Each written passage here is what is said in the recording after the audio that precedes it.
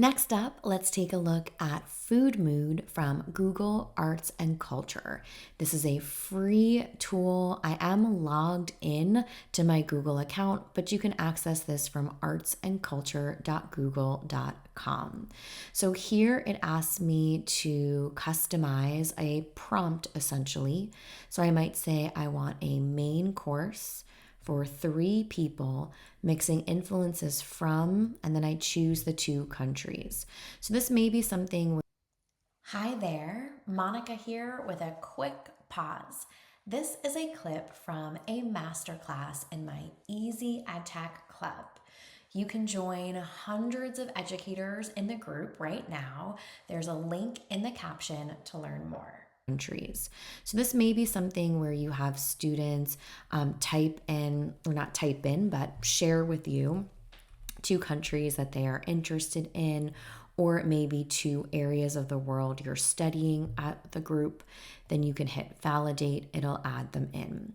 You can also ask for a random recipe or customize diet options. Like say, I definitely want this ingredient, but we'll leave this blank for now and hit let's cook.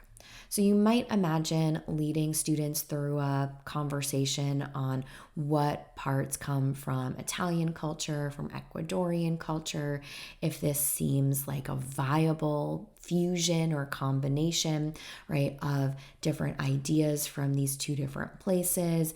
You might ask them for some feedback, or you might use this yourself for a potluck to try something new or different.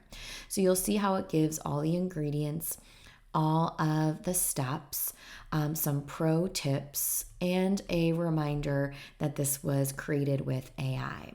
You could also use this for a creative writing activity where kids, just like we often see with a blog post with someone's favorite recipe, write an imagined story that someone might write related to the significance of this and the combination of cultures.